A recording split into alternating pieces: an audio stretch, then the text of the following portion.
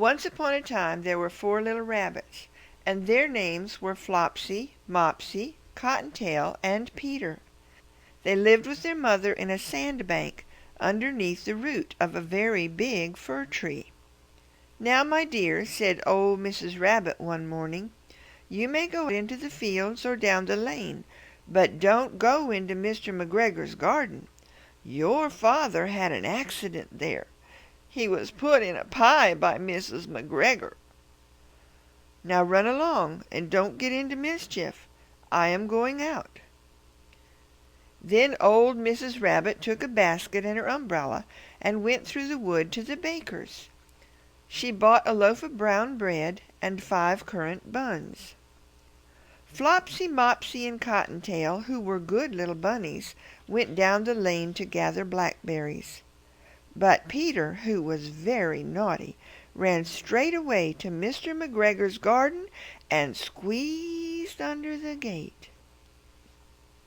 First he ate some lettuces and some French beans, and then he ate some radishes, and then, feeling rather sick, he went to look for some parsley.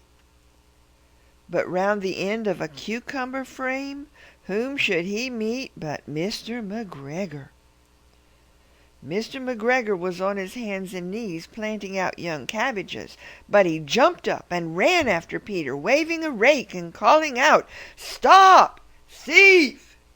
Peter was most dreadfully frightened. He rushed all over the garden, for he had forgotten the way back to the gate.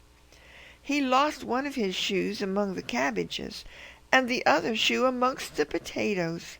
After losing them, he ran on 4 legs and went faster, so that I think he might have gotten away altogether, if he had not unfortunately run into a gooseberry net, and got caught by the large buttons on his jacket. It was a blue jacket with brass buttons, quite new. Peter gave himself up for lost and shed big tears.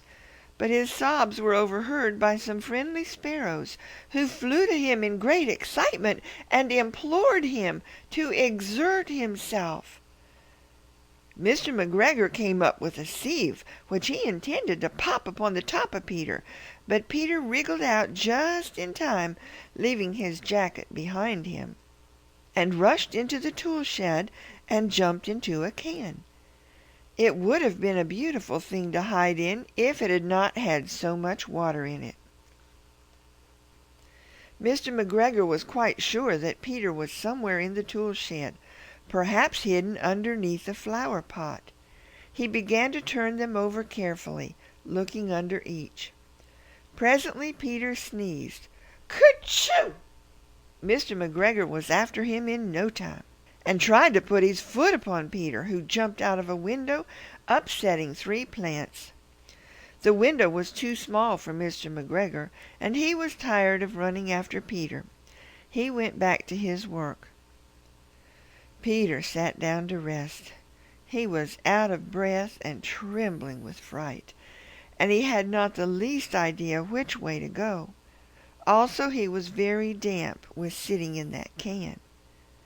After a time he began to wander about, going lippity-lippity, not very fast, and looking all around. He found a door in a wall, but it was locked, and there was no room for a fat little rabbit to squeeze underneath. An old mouse was running in and out over the stone doorstep, carrying peas and beans to her family in the wood. Peter asked her the way to the gate, but she had such a large pea in her mouth that she could not answer.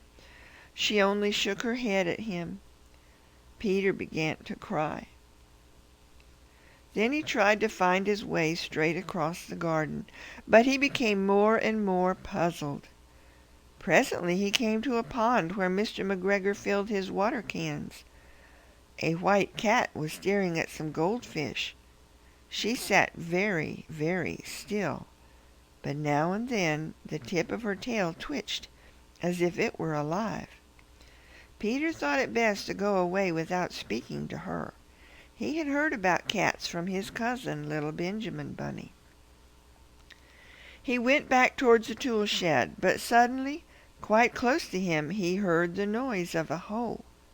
Scritch, scratch, scratch, scritch. Peter scuttered underneath the bushes, but presently, as nothing happened, he came out and climbed upon a wheelbarrow and peeped over.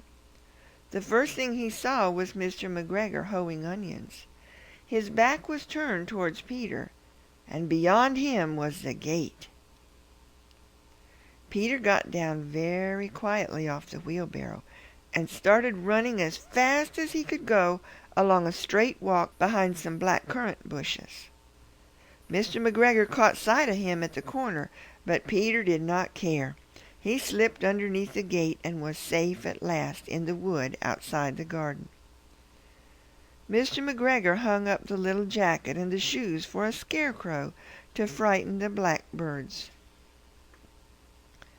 Peter never stopped running or looked behind him until he got home to the big fir tree. He was so tired that he flopped down upon the nice soft sand on the floor of the rabbit hole and shut his eyes. His mother was busy cooking. She wondered what he had done with his clothes. It was the second little jacket and pair of shoes that Peter had lost in a fortnight. I am sorry to say that Peter was not very well during the evening. His mother put him to bed and made some chamomile tea, and she gave a dose of it to Peter. 1 tablespoonful to be taken at bedtime. But Flopsy, Mopsy, and Cottontail had bread and milk and blackberries for supper. The end.